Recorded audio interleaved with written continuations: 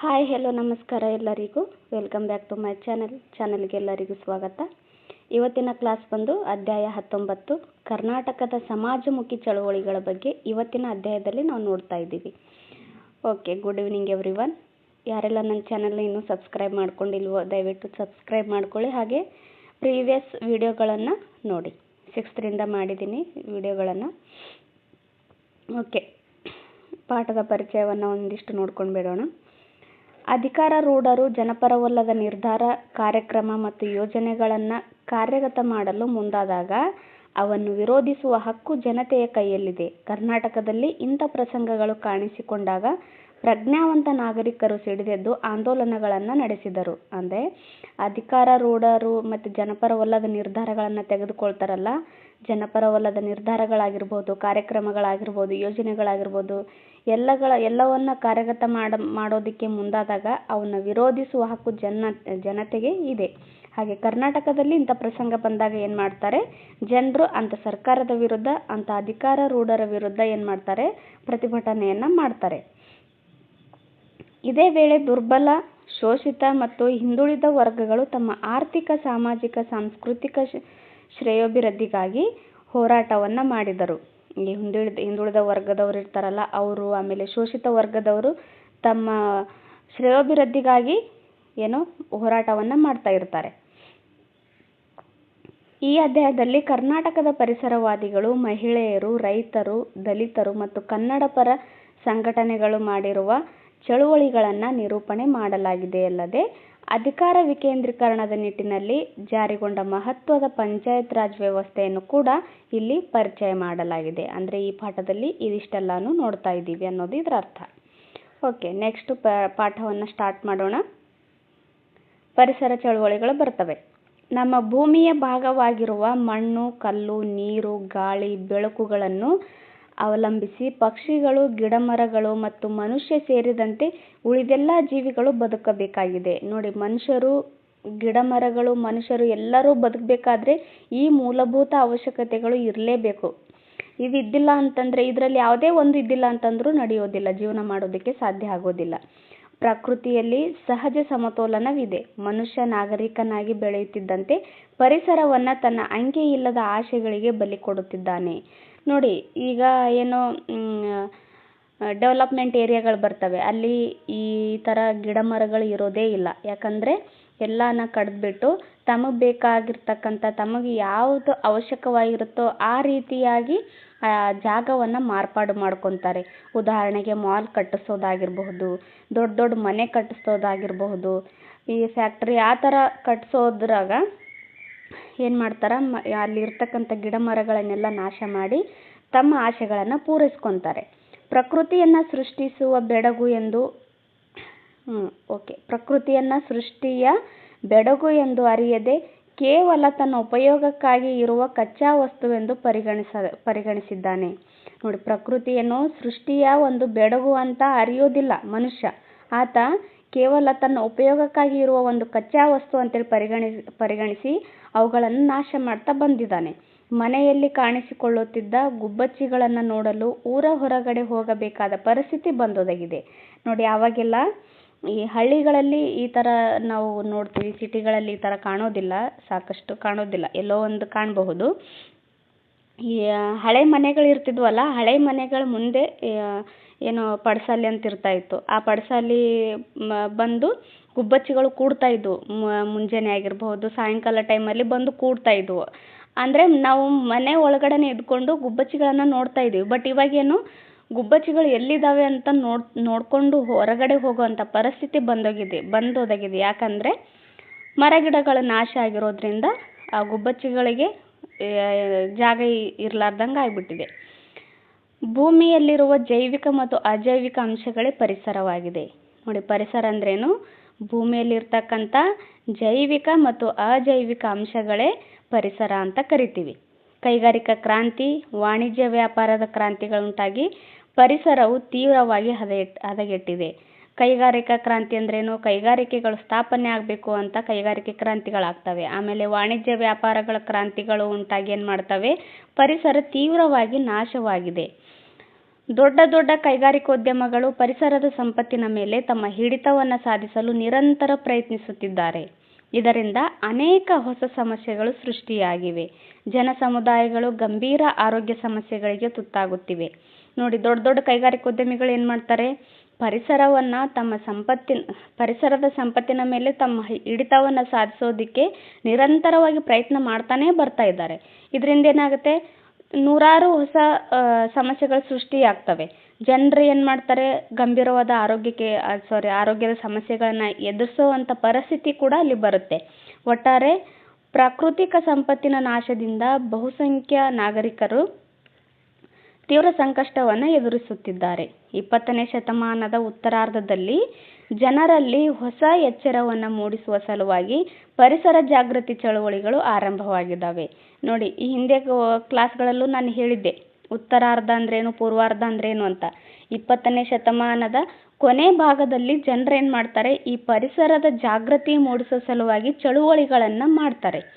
1970ರ ದಶಕದಲ್ಲಿ ಪರಿಸರ ಚಳುವಳಿ ಜಾಗತಿಕ ಮಟ್ಟದಲ್ಲಿ ಆರಂಭಗೊಂಡು ಕರ್ನಾಟಕವನ್ನು ತಲುಪಿತು. 1970ರ ದಶಕದಲ್ಲಿ ಅಂದರೆ 1970ರಲ್ಲಿ ಏನು ಮಾಡ್ತಾರೆ, ಈ ಪರಿಸರ ಚಳುವಳಿ ಜಾಗತಿಕ ಮಟ್ಟದಲ್ಲಿ ಆರಂಭವಾಗುತ್ತೆ. ಕೇವಲ ಕರ್ನಾಟಕದಲ್ಲಿ ಮಾತ್ರ ಅಲ್ಲ, ಇಂಡಿಯಾದಲ್ಲಿ ಮಾತ್ರ ಅಲ್ಲ, ಇಡೀ ಜಗತ್ತಿನಲ್ಲೇ ಈ ಪರಿಸರ ಚಳುವಳಿ ಆರಂಭವಾಗುತ್ತೆ. ಇದು ಕರ್ನಾಟಕವನ್ನು ಸಹ ತಲುಪುತ್ತೆ.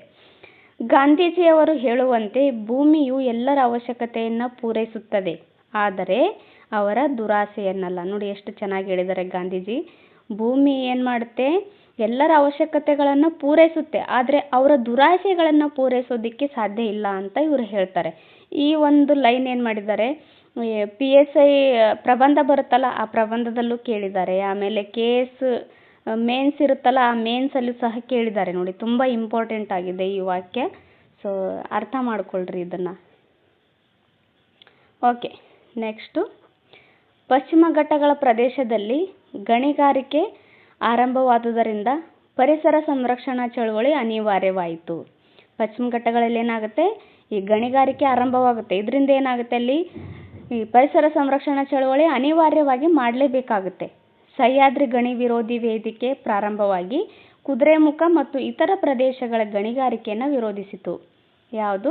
ಸಹ್ಯಾದ್ರಿ ಗಣಿ ವಿರೋಧಿ ವೇದಿಕೆ. ಈ ವೇದಿಕೆ ಆರಂಭವಾಗಿ, ಅಂದರೆ ಈ ಚಳುವಳಿ ಆರಂಭವಾಗಿ ಏನಾಗುತ್ತೆ, ಕುದುರೆಮುಖ ಮತ್ತು ಇತರ ಪ್ರದೇಶಗಳ ಗಣಿಗಾರಿಕೆಗಳನ್ನು ವಿರೋಧ ಮಾಡ್ತಾರೆ.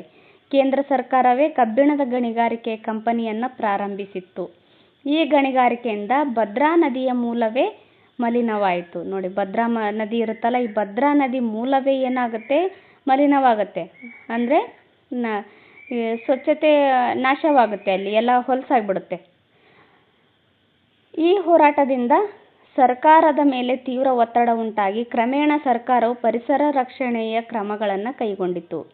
ಈ ಭದ್ರಾ ನದಿ ಮೂಲವೇ ಏನಾಗುತ್ತೆ, ಮಲಿನ ಆಗುತ್ತಲ್ಲ, ಆವಾಗ ಸರ್ಕಾರದ ಮೇಲೆ ಜನರು ಒತ್ತಡವನ್ನು ಹೇರ್ತಾರೆ. ಈ ಏನು ಪರಿಸರ ಸಂರಕ್ಷಣಾ ಚಳುವಳಿಗಳಾಗ್ತಾವಲ್ಲ, ಇವ್ರ ಮೂಲಕ ಏನಾಗುತ್ತೆ, ಸರ್ಕಾರದ ಮೇಲೆ ಒತ್ತಡ ಉಂಟು ಮಾಡಿ ಕ್ರಮೇಣ ಸರ್ಕಾರ ಏನು ಮಾಡುತ್ತೆ, ಪರಿಸರದ ಸಂರಕ್ಷಣೆ ಮಾಡೋದಕ್ಕೆ ಕ್ರಮಗಳನ್ನು ಕೈಗೊಳ್ತಾ ಬರುತ್ತೆ. ನೋಡಿ, ಇಲ್ಲೊಬ್ಬರಿದ್ದಾರೆ, ಸಾಲು ಮರದ ತಿಮ್ಮಕ್ಕ ಅಂತ. ನೋಡಿ, ಯಾರು ಇವ್ರ ಥರ ಮಾಡಿರೋದಕ್ಕೆ ಸಾಧ್ಯ ಇಲ್ಲ. ಯಾಕಂದರೆ ಮರಗಳನ್ನೇ ತನ್ನ ಮಕ್ಕಳಂತ ಭಾವಿಸಿ ಆ ಮರಗಳನ್ನು ತುಂಬ ಚೆನ್ನಾಗಿ ಬೆಳೆಸ್ತಾರೆ ಇವರು. ಸಾಲು ಮರದ ತಿಮ್ಮಕ್ಕ ಇಂದಿಗೂ ಹೋರಾಟ ನಡೆಸುತ್ತಿರುವ ವಯೋವೃದ್ಧೆ ಸಾಲು ಮರದ ತಿಮ್ಮಕ್ಕ. 284 ಮರಗಳ ತಾಯಿ. ನೋಡಿ, 284 ಮರಗಳನ್ನು ನಟ್ಟು ಅವುಗಳನ್ನು ತನ್ನ ಸ್ವಂತ ಮಕ್ಕಳ ಥರನೇ ಇವರು ಆರೈಕೆಯನ್ನು ಮಾಡ್ತಾರೆ ಆ ಮರಗಳಿಗೆ. ಅಕ್ಷರಸ್ಥರಲ್ಲದಿದ್ದರೂ ಪರಿಸರ ಸಂರಕ್ಷಣೆಯ ಪಾಠ ಹೇಳಿಕೊಟ್ಟ ನಿಸ್ವಾರ್ಥ ಬದುಕು ಇವರದು. ಇವರು ಓದು ಬರಹ ಬಲ್ಲವರಲ್ಲ, ಇವರು ಅನಕ್ಷರಸ್ಥರಾದರೂ ಸಹ ಎಷ್ಟೋ ಜನ ಅಕ್ಷರಸ್ಥರಿಗೆ, ವಿದ್ಯಾವಂತರಿಗೆ ಇವರು ಪರಿಸರ ಸಂರಕ್ಷಣೆ ಬಗ್ಗೆ ಪಾಠವನ್ನು ಹೇಳಿಕೊಟ್ಟ ನಿಸ್ವಾರ್ಥ ಬದುಕು ಇವರದಾಗಿರುತ್ತೆ. ಇವರಿಗೆ 2019ರಲ್ಲಿ ದೇಶದ 4ನೇ ಉನ್ನತ ನಾಗರಿಕ ಸನ್ಮಾನವಾದ ಪದ್ಮಶ್ರೀ ಪ್ರಶಸ್ತಿ ಕೂಡ ಸಿಕ್ಕಿದೆ. ನೋಡಿ, ಪದ್ಮಶ್ರೀ ಪ್ರಶಸ್ತಿ ಎಷ್ಟರಲ್ಲಿ ಸಿಗುತ್ತೆ? 2019ರಲ್ಲಿ ಸಿಗುತ್ತೆ. ಇವರ ಈ ಸೇವೆಯನ್ನು ನೋಡಿ ಕೇಂದ್ರ ಸರ್ಕಾರ ಇವರಿಗೆ 2019ರಲ್ಲಿ ಪದ್ಮಶ್ರೀ ಪ್ರಶಸ್ತಿಯನ್ನು ನೀಡಿ ಗೌರವಿಸುತ್ತೆ. ಸಹ್ಯಾದ್ರಿ ಶ್ರೇಣಿಯ ಪ್ರಮುಖ ನದಿಯಾದ ತುಂಗಾ ಕಲುಷಿತವಾಗುತ್ತಿರುವುದರಿಂದ ಗಮನಿಸಿ ತುಂಗಾ ಮೂಲವನ್ನು ಉಳಿಸಿ ಆಂದೋಲನವನ್ನು ಆರಂಭವಾಯಿತು. ಯಾವುದು? ಈ ತುಂಗಾ ಮೂಲವನ್ನು ಉಳಿಸಿ ಅನ್ನೋ ಆಂದೋಲನ ಯಾತಕ್ಕೋಸ್ಕರ ಮಾಡ್ತಾರೆ ಅಂತಂದರೆ, ಈ ತುಂಗಾ ನದಿ ಏನಾಗುತ್ತೆ, ಕಲುಷಿತವಾಗುತ್ತೆ. ಇದರ ಮೂಲವನ್ನು ಉಳಿಸ್ಬೇಕು ಅಂತೇಳಿ ತುಂಗಾ ಮೂಲವನ್ನು ಉಳಿಸಿ ಅನ್ನೋ ಆಂದೋಲನವನ್ನು ಆರಂಭ ಮಾಡ್ತಾರೆ. ಸಹ್ಯಾದ್ರಿ ಪರ್ವತ ಶ್ರೇಣಿಯ ಅರಣ್ಯ ಪ್ರದೇಶಗಳು ಕ್ರಮೇಣ ಬರಿದಾಗತೊಡಗಿದವು. ಸಹ್ಯಾದ್ರಿ ಪರ್ವತ ಇರ್ತಾವಲ್ಲ, ಅಲ್ಲಿ ಈ ಅರಣ್ಯ ಪ್ರದೇಶಗಳು ಏನು ಮಾಡ್ತವೆ, ಕ್ರಮೇಣ ನಾಶ ಆಗ್ತಾ ಬರ್ತವೆ. ಅಂದರೆ ಅಲ್ಲಿ ದೊಡ್ಡ ದೊಡ್ಡ ಕಾರ್ಖಾನೆಗಳನ್ನು ಸ್ಥಾಪನೆ ಮಾಡಬೇಕು ಅಂತ ಸರ್ಕಾರ ಆಗಿರಬಹುದು, ಶ್ರೀಮಂತ ವ್ಯಕ್ತಿಗಳಾಗಿರಬಹುದು, ಆ ಪರ್ವತಗಳನ್ನು ಕಡಿತಾ ಬರ್ತಾರೆ. ನಾಶ ಮಾಡ್ತಾನೆ ಬರ್ತಾರೆ ಅರಣ್ಯಗಳು. ಗಿಡ ಮರಗಳು ಉಳಿಸಿ ಬೆಳೆಸುವ ಉದ್ದೇಶದಿಂದ ಅದರ ನಾಶವನ್ನು ತಡೆಯಲು ಭಾರತದ ವಿವಿಧ ಪ್ರದೇಶಗಳಲ್ಲಿ ಚಿಪ್ಕೋ ಅಥವಾ ಅಪ್ಪಿಕೋ ಚಳುವಳಿಗಳು ಆರಂಭವಾಗ್ತವೆ. ಚಿಪ್ಕೋ ಅಥವಾ ಅಪ್ಪಿಕೋ ಚಳುವಳಿ. ಈ ಚಿಪ್ಕೋ ಚಳುವಳಿಯಿಂದನೇ ನಮ್ಮಲ್ಲಿ ಅಪ್ಪಿಕೋ ಚಳುವಳಿಯನ್ನು ಮಾಡ್ತಾರೆ, ಆರಂಭಗೊಳ್ತವೆ. ಚಿಪ್ಕೋ ಚಳುವಳಿಯಲ್ಲಿ ತಮ್ಮ ಜೀವನವನ್ನೇ ಮುಡುಪಾಗಿಟ್ಟ ಸುಂದರ್ಲಾಲ್ ಬಹುಗುಣ ಅವರ ಪಾತ್ರವನ್ನು ನಾವು ಮರೆಯಲಾಗುವಂತಿಲ್ಲ. ಈ ಸುಂದರ್ಲಾಲ್ ಬಹುಗುಣ ಇದ್ದಾರಲ್ಲ, ಇವರು ಚಿಪ್ಕೋ ಚಳುವಳಿಯಲ್ಲಿ ಬಹುಮುಖ್ಯ ಪಾತ್ರವನ್ನು ವಹಿಸ್ತಾರೆ. ನೆಕ್ಸ್ಟು, ಅರಣ್ಯ ಇಲಾಖೆಯು ನೀಲಗಿರಿ, ಅಕೇಶಿಯಾಗಳಂತಹ ಆಮದು ಸಸ್ಯಗಳನ್ನು ನೆಡಲಾರಂಭಿಸಿದರು.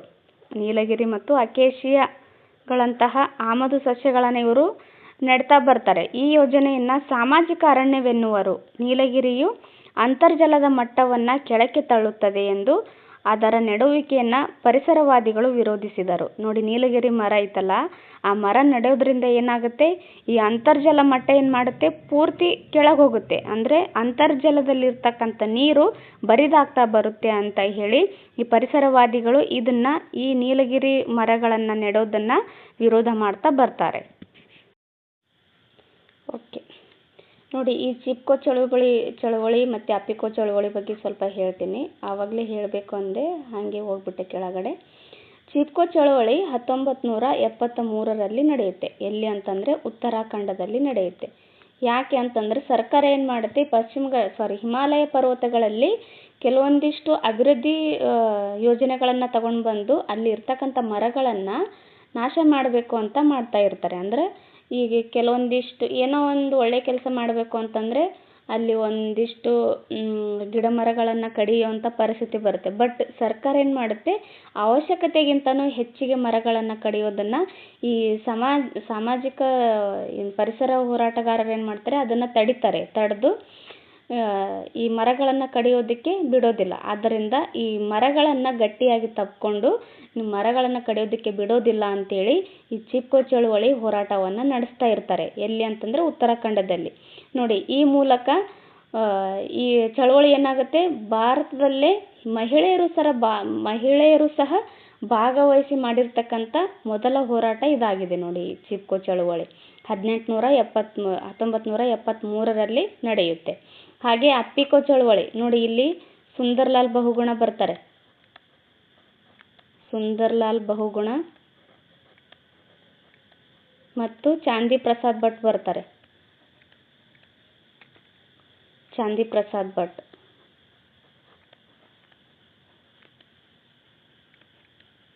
ಎಲ್ಲರಿಗೂ ಸುಂದರ್ಲಾಲ್ ಬಹುಗುಣ ಅಷ್ಟೇ ಗೊತ್ತು, ಬಟ್ ಈ ಚಾಂದಿ ಪ್ರಸಾದ್ ಭಟ್ ಅವ್ರ ಬಗ್ಗೆ ಗೊತ್ತಿಲ್ಲ. ಇವರು ಸಹ ಇದರಲ್ಲಿ ಭಾಗವಹಿಸಿರ್ತಾರೆ. ಇವರು ಸಹ ಹೋರಾಟವನ್ನು ಮಾಡ್ತಾ ಇರ್ತಾರೆ. ನೆಕ್ಸ್ಟು ಅಪ್ಪಿಕೋ ಚಳುವಳಿ ಬರುತ್ತೆ. ಅಪ್ಪಿಕೋ ಚಳುವಳಿಯಲ್ಲಿ ಎಷ್ಟರಲ್ಲಿ ಅಂತ ಕೇಳಿದಾಗ 1983ರಲ್ಲಿ ನಡೆಯುತ್ತೆ. ಎಲ್ಲಿ ಅಂತ ಕೇಳಿದಾಗ ಈ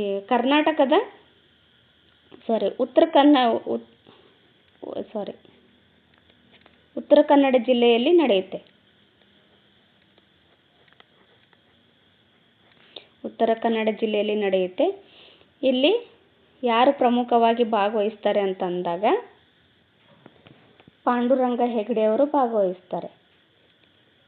ನೋಡಿ, ಇವೆರಡು ಕಂಪೇರಿಟಿವ್ ಮಾಡಿಕೊಂಡು ಓದ್ರಿ, ನೆನಪಲ್ಲಿರುತ್ತೆ.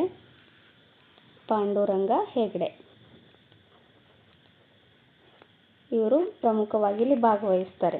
ಇವರು ಸಹ ಸೇಮ್ ಇದೇನು ಚಿಪ್ಕೋ ಚಳುವಳಿಯಲ್ಲಿ ಮರಗಳನ್ನು ತಪ್ಪಿಕೊಂಡು ಮರಗಳನ್ನ ಕಡಿಯೋದಕ್ಕೆ ಬಿಡೋದಿಲ್ಲಲ್ಲ, ಅದೇ ಥರನೇ ಅಪ್ಪಿಕೋ ಚಳುವಳಿಯಲ್ಲಿ ಸಹ ಮರಗಳನ್ನು ತಬ್ಬಿಕೊಂಡು ಮರಗಳ ನಾಶ ಮಾಡೋದಕ್ಕೆ ಬಿಡೋದಿಲ್ಲ ಅಂತ ಹೋರಾಟವನ್ನು ಮಾಡ್ತಾ ಇರ್ತಾರೆ. ಓಕೆ, ನೆಕ್ಸ್ಟ್ ನೋಡೋಣ. ದಾವಣಗೆರೆ ಜಿಲ್ಲೆಯ ಹರಿಹರ ಪಾಲಿಫೈಬರ್ ಅಂತ ಬರುತ್ತೆ. ಪಾಲಿಫೈಬರ್ ಕೈಗಾರಿಕೆಯು ತ್ಯಾಜ್ಯ ವಸ್ತುಗಳನ್ನು ತುಂಗಭದ್ರಾ ನದಿಗೆ ಬಿಟ್ಟು ನದಿಯ ನೀರನ್ನು ಹಾಳು ಮಾಡುವುದರಿಂದ ಅದರ ವಿರುದ್ಧ ಹೋರಾಟವನ್ನು ಮಾಡ್ತಾ ಇರ್ತಾರೆ. ದಾವಣಗೆರೆ ಜಿಲ್ಲೆಯಲ್ಲಿ ಏನು ಮಾಡುತ್ತೆ, ಈ ಹರಿಹರ ಬರುತ್ತೆ. ಹರಿಹರ ಪಾಲಿಫೈಬರ್ ಕೈಗಾರಿಕೆಯು ಈ ಕಾರ್ಖಾನೆಗಳಲ್ಲಿ ಇರ್ತಕ್ಕಂಥ ತ್ಯಾಜ್ಯ ವಸ್ತುಗಳನ್ನು ಬಿಡಬೇಕಲ್ಲ, ಅದೇನು ಮಾಡ್ತಾರೆ ಇವರು ಈ ತುಂಗಭದ್ರಾ ನದಿಗೆ ಬಿಡ್ತಾ ಇರ್ತಾರೆ. ಇದರಿಂದ ಏನಾಗುತ್ತೆ, ಆ ನದಿ ನೀರು ಹಾಳಾಗ್ತಾ ಇರುತ್ತೆ. ಇದ್ರ ವಿರುದ್ಧ ಈ ಪರಿಸರವಾದಿ ಹೋರಾಟಗಾರರು ಹೋರಾಟವನ್ನು ಮಾಡ್ತಾರೆ.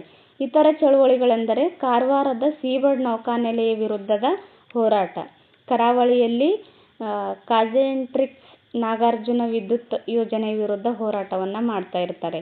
ಹಾಗೆ ಕೆರೆಗಳನ್ನು ಉಳಿಸಿ ಹೋರಾಟ, ಭದ್ರಾ ಮೇಲ್ದಂಡೆ ಯೋಜನೆ ವಿರುದ್ಧದ ಹೋರಾಟ, ಕಬ್ಬನ್ ಪಾರ್ಕ್ ಉಳಿಸಿ, ಆಮೇಲೆ ಕಾರ್ಗಿಲ್ ಸೀಡ್ಸ್ ಸಂಸ್ಥೆಯ ವಿರುದ್ಧದ ಹೋರಾಟ, ಕೈಗಾರಿಕಾ ನಗರಗಳ ವಿರುದ್ಧದ ಹೋರಾಟ ಮುಂತಾದ ಪರಿಸರವಾದಿಗಳು ಏನು ಮಾಡ್ತಾರೆ, ಹೋರಾಟಗಳನ್ನು ಮಾಡ್ತಾ ಇರ್ತಾರೆ. ತೀರಾ ಇತ್ತೀಚಿನ ರಾಷ್ಟ್ರೀಯ ಮತ್ತು ಅಂತಾರಾಷ್ಟ್ರೀಯ ಮಟ್ಟದಲ್ಲಿ ಸುದ್ದಿ ಮಾಡಿದವುಗಳೆಂದರೆ ಕರ್ನಾಟಕದಲ್ಲಿ ನಡೆದ ಗಣಿಗಾರಿಕಾ ವಿರುದ್ಧದ ಚಳುವಳಿಗಳು, ಆಮೇಲೆ ಬಳ್ಳಾರಿ, ತುಮಕೂರು, ಚಿತ್ರದುರ್ಗ, ಚಿಕ್ಕಮಗಳೂರು, ಉತ್ತರ ಕನ್ನಡ, ದಾವಣಗೆರೆ, ರಾಮನಗರ ಮುಂತಾದ ಜಿಲ್ಲೆಗಳಲ್ಲಿ ಈ ಗಣಿ ಸಂಪತ್ತನ್ನು ಲೂಟಿ ಹೊಡೆಯುವ ಶಕ್ತಿಗಳ ವಿರುದ್ಧ ಈ ಚಳುವಳಿಗಳು ಆರಂಭವಾಗ್ತವೆ. ಭಾರತದ ಸರ್ವೋಚ್ಚ ನ್ಯಾಯಾಲಯವು ಪರಿಸರ ಸಂರಕ್ಷಣೆಯನ್ನು ಗಂಭೀರವಾಗಿ ಪರಿಗಣಿಸಿ ತೀರ್ಪುಗಳನ್ನು ನೀಡುತ್ತಿದೆ. ನೋಡಿ, ಪರಿಸರ ಸಂರಕ್ಷಣೆ ಮಾಡೋದು ಈ ದೇಶದ ಆದ್ಯ ಕರ್ತವ್ಯವಾಗಿದೆ, ಎಲ್ಲ ನಾಗರಿಕರ ಆದ್ಯ ಕರ್ತವ್ಯ. ಇದನ್ನು ಈ ಸುಪ್ರೀಂ ಕೋರ್ಟ್ ಎತ್ತಿ ಹಿಡಿದು ಏನು ಮಾಡುತ್ತೆ, ಈ ಪರಿಸರ ಸಂರಕ್ಷಣೆ ವಿರುದ್ಧ ಪರಿಸರ ಸಂರಕ್ಷಣೆಯನ್ನು ಗಂಭೀರವಾಗಿ ಪರಿಗಣಿಸಿ ಆ ತೀರ್ಪುಗಳನ್ನು ನೀಡ್ತಾನೆ ಬಂದಿದೆ. ಓಕೆ, ನೆಕ್ಸ್ಟ್ ನೋಡೋಣ. ಕರ್ನಾಟಕ ಲೋಕಾಯುಕ್ತ ಸಂಸ್ಥೆಯು ಸಾರ್ವಜನಿಕ ಹಿತಾಸಕ್ತಿ ದಾವೆಗಳನ್ನು ಪರಿಗಣಿಸಿ ಅಕ್ರಮ ಗಣಿಗಾರಿಕೆ ಕುರಿತು ನಡೆಸಿದ ಕೂಲಂಕುಷ ತನಿಖೆಗಳು ಹಾಗೂ ಸುದೀರ್ಘ ವರದಿಗಳು ಉಲ್ಲೇಖಾರ್ಹವಾದುದಾಗಿವೆ. ನೋಡಿ, ಈ ಅಕ್ರಮ ಗಣಿಗಾರಿಕೆಗಳು ಅದೆಲ್ಲ ನಡೀತಾ ಇರ್ತಾವಲ್ಲ, ಅದರ ವಿರುದ್ಧ ಪತ್ರಿಕೆಗಳಲ್ಲೂ ಸಹ ಪ್ರಕಟ ಮಾಡ್ತಾ ಬರ್ತಾರೆ. ಇವೆಲ್ಲವುಗಳ ಪರಿಣಾಮವಾಗಿ ಪ್ರಕೃತಿಯ ಶೋಷಣೆ ಕಡಿಮೆಯಾಗುತ್ತಿದೆ. ನೋಡಿ, ಇವೆಲ್ಲ ಏನು ಪರಿಸರವಾದಿಗಳು ಹೋರಾಟ ಆಗಿರ್ಬೋದು, ಈ ವರದಿಗಳಾಗಿರ್ಬೋದು, ತನಿಖೆಗಳಾಗಿರ್ಬೋದು, ಇವೆಲ್ಲವುಗಳಿಂದ ಏನಾಗುತ್ತೆ, ಇವುಗಳ ಪರಿಣಾಮವಾಗಿ ಪ್ರಕೃತಿಯ ಶೋಷಣೆ ಕಡಿಮೆ ಆಗ್ತಾ ಬರುತ್ತೆ. ಇಂದು ಅನೇಕ ಹೋರಾಟಗಳು ಮುಂದುವರೆದಿವೆ. ಕೃತಕ ರಾಸಾಯನಿಕದಿಂದ ಭೂಮಿಯನ್ನು ಹಾಳು ಮಾಡುವ ಪದ್ಧತಿ ಪರ್ಯಾಯವಾಗಿ ನೈಸರ್ಗಿಕ ಸಾವಯವ ಕೃಷಿ ಪದ್ಧತಿಯನ್ನು ಅನುಸರಿಸುವಂತೆ ಒತ್ತಾಯಿಸುವ ಹೋರಾಟವು ಒಂದು ಕ್ರಾಂತಿಯ ರೂಪವನ್ನು ತಳೆಯುತ್ತಿದೆ. ನೋಡಿ, ಈ ಕೃಷಿಯಲ್ಲಿ ಭೂಮಿಯನ್ನು ಹಾಳು ಮಾಡಬಾರ್ದು, ಜಾಸ್ತಿ ರಾಸಾಯನಿಕಗಳನ್ನು ಯೂಸ್ ಮಾಡಿ, ಅಂದರೆ ಜಾಸ್ತಿ ರಾಸಾಯನಿಕಗಳು ಯೂಸ್ ಮಾಡೋದ್ರಿಂದ ಇಳುವರಿ ಚೆನ್ನಾಗಿ ಬರುತ್ತೆ ಅಂದ್ಬಿಟ್ಟು ತುಂಬ ರಾಸಾಯನಿಕಗಳನ್ನು ಯೂಸ್ ಮಾಡ್ತಾ ಇರ್ತಾರೆ. ಕೃತಕ ರಾಸಾಯನಿಕದಿಂದ ಏನಾಗುತ್ತೆ, ಭೂಮಿ ಹಾಳಾಗುತ್ತೆ. ಹಾಳು ಮಾಡೋ ಪದ್ಧತಿ ಪರ್ಯಾಯವಾಗಿ ನೈಸರ್ಗಿಕ ಸಾವಯವ ಕೃಷಿ ಪದ್ಧತಿಯನ್ನು ಅಳವಡಿಸ್ಕೊಳ್ರಿ ಅಂತ ಇದರ ಒತ್ತಾಯ ಮಾಡ್ತಾ ಹೋರಾಟವನ್ನು ಮಾಡ್ತಾ ಇರ್ತಾರೆ. ಇದೇನಾಗುತ್ತೆ, ಒಂದು ಕ್ರಾಂತಿ ರೂಪವನ್ನು ತಳೆಯುತ್ತೆ. ಇದು ಸಮಾಧಾನದ ಸಂಗತಿಯಾಗಿದೆ. ಕರ್ನಾಟಕದಲ್ಲಿ ಸಾವಯವ ಕೃಷಿ ಮಿಷನ್ ಸ್ಥಾಪನೆಗೊಂಡು ಸಾವಯವ ಕೃಷಿ, ನೋಡಿ ಕರ್ನಾಟಕದಲ್ಲಿ ಏನಾಗುತ್ತೆ, ಸಾವಯವ ಕೃಷಿ ಮಿಷನ್ ಸ್ಥಾಪನೆ ಆಗುತ್ತೆ. ಸಾವಯವ ಕೃಷಿಗೆ ಪ್ರೋತ್ಸಾಹ ಸಿಗುತ್ತೆ ಇದರಿಂದ. ನೆಕ್ಸ್ಟು, ನೂರಾರು ಮಂದಿ ಕೃಷಿಕರು ಸಾವಯವ ಕೃಷಿಯ ಲಾಭ ಪಡೆಯುತ್ತಿದ್ದಾರೆ. ನೂರಾರು ಜನ ಕೃಷಿಕರು ಏನು ಮಾಡ್ತಾರೆ, ಈ ಸಾವಯವ ಕೃಷಿಯಿಂದ ಲಾಭವನ್ನು ಪಡಿತಾ ಬರ್ತಾ ಇದ್ದಾರೆ. ಈ ನಿಟ್ಟಿನಲ್ಲಿ ಕರ್ನಾಟಕ ರಾಜ್ಯ ಭಾರತದಲ್ಲೇ ಮುಂಚೂಣಿಯಲ್ಲಿದೆ. ಸಾವಯವ ಕೃಷಿ ಪದ್ಧತಿಯನ್ನು ಅಳವಡಿಸ್ಕೊಂಡು ಕೃಷಿಕರು ಬೆಳೆನ ಬೆಳೀತಾರಲ್ಲ, ಅದರಲ್ಲಿ ಕರ್ನಾಟಕ ಭಾರತದಲ್ಲೇ ಫಸ್ಟ್ ಅಂದರೆ ಮುಂಚೂಣಿಯಲ್ಲಿದೆ. ಆದರೂ ಸಾಗಬೇಕಾದ ದಾರಿ ತುಂಬ ಇದೆ. ಓಕೆ, ಮಹಿಳಾ ಚಳುವಳಿಗಳು ಬರ್ತವೆ. ಮಹಿಳೆಯರು ಯಾವ ರೀತಿಯಾಗಿ ಚಳುವಳಿಗಳನ್ನು ಮಾಡ್ತಾ ಇದ್ದಾರೆ ಅನ್ನೋದು ಬರುತ್ತೆ. ಓಕೆ, ಮಹಿಳಾ ಚಳುವಳಿಯು ಆರಂಭದಲ್ಲಿ ಮುಖ್ಯವಾಗಿ ಸ್ತ್ರೀ ಶಿಕ್ಷಣಕ್ಕೆ ಒತ್ತು ನೀಡಿತು. ಪ್ರಾರಂಭದಲ್ಲಿ ಏನು ಮಾಡ್ತಾರೆ, ಸ್ತ್ರೀಯರು ಶಿಕ್ಷಣ ಪಡಿಬೇಕು ಅನ್ನೋದು ಇವರ ಮುಖ್ಯ ಉದ್ದೇಶವಾಗಿರುತ್ತೆ. ಕರ್ನಾಟಕದಲ್ಲಿ ಶ್ರೀರಂಗಮ್ಮ ಮತ್ತು ರುಕ್ಮಿಣಮ್ಮ ಎಂಬುವರು BA ಆನರ್ಸ್ ಪದವಿ ಗಳಿಸಿದ ಮೊದಲ ಮಹಿಳೆಯರಾಗಿದ್ದಾರೆ. ನೋಡಿ, ಕರ್ನಾಟಕದಲ್ಲೇ ಶ್ರೀರಂಗಮ್ಮ ಅನ್ನೋರು ಬರ್ತಾರೆ, ಇವರು, ಆಮೇಲೆ ರುಕ್ಮಿಣಮ್ಮ, ಇವರಿಬ್ಬರು BA ಆನರ್ಸ್ ಪದವಿಯನ್ನು ಪಡೆದ ಮೊದಲ ಮಹಿಳೆಯರಾಗಿದ್ದಾರೆ. ಇಂದಿರಮ್ಮ ಎಂಬುವರು ಬೆಂಗಳೂರಿನ ಪ್ರಥಮ ಮಹಿಳಾ ಮೇಯರ್ ಆಗಿದ್ದಾರೆ. ನೋಡಿ, ಆಗಿನ ಕಾಲದಲ್ಲೂ ಮಹಿಳೆಯರು ಈ ರೀತಿಯಾದ ಸಾಧನೆ ಮಾಡಿದ್ದಾರೆ ಅಂತಂದರೆ ಅದು ಮೆಚ್ಚತಕ್ಕಂಥ ಸಾಧನೆಗಳೇ ಆಗಿದ್ದಾವೆ. ಇಂದಿರಮ್ಮ ಇವರೇನು ಬೆಂಗಳೂರಿನ ಪ್ರಥಮ ಮಹಿಳಾ ಮೇಯರ್ ಆಗಿದ್ದಾರೆ.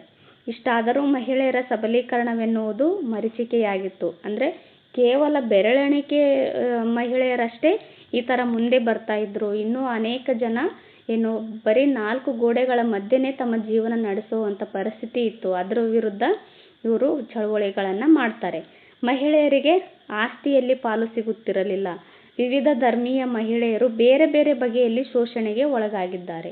ಬೇರೆ ಬೇರೆ ಧರ್ಮಗಳಲ್ಲಿ ಬೇರೆ ಬೇರೆಯಾದ ಆಚರಣೆಗಳಿಂದ ಮಹಿಳೆಯರೇನಾಗ್ತಾ ಇದ್ದಾರೆ, ಮೂಲೆ ಗುಂಪಾಗ್ತಾ ಇದ್ದಾರೆ ಅನ್ನೋದು ಇವರ ಅರ್ಥ ಆಗಿರುತ್ತೆ. ಅನೇಕ ಮಂದಿ ಮಹಿಳೆಯರು ಕುಟುಂಬದ ಚೌಕಟ್ಟಿನಿಂದ ಹೊರಗೆ ಬಂದು ಸ್ವಾತಂತ್ರ್ಯ ಹೋರಾಟದಲ್ಲಿ ಭಾಗವಹಿಸಿ ದೇಶ ಸೇವೆ ಮುಂದಾದರು. ನೋಡಿ, ಅನೇಕ ಜನ ಮಹಿಳೆಯರು ಏನು ಮಾಡ್ತಾರೆ, ಈ ಕಮಲಾದೇವಿ ಚಟ್ಟೋಪಾಧ್ಯಾಯ ಆಗಿರ್ಬೋದು, ಅರುಣಾ ಅಸಫ್ ಅಲಿ.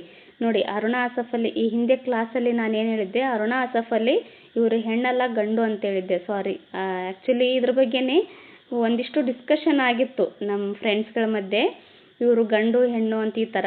ಬಟ್ ನಾನು ಅದೇ ಕನ್ಫ್ಯೂಸ್ ಮಾಡಿಕೊಂಡು ಮತ್ತೆ ಗಂಡು ಅಂತ ಹೇಳಿದೆ. ಆ್ಯಕ್ಚುಲಿ ಇವರು ಹೆಣ್ಣು, ಇಲ್ಲಿದ್ದಾರೆ ನೋಡಿ.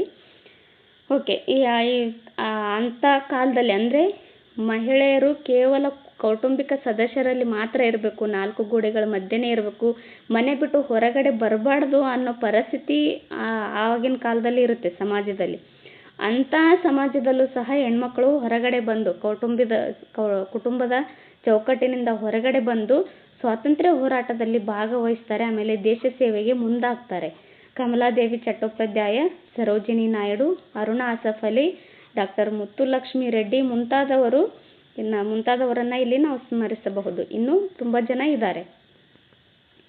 ಓಕೆ, 1975ರಲ್ಲಿ ಅಂತಾರಾಷ್ಟ್ರೀಯ ಮಹಿಳಾ ವರ್ಷಾಚರಣೆ ಪ್ರಾರಂಭವಾಯಿತು.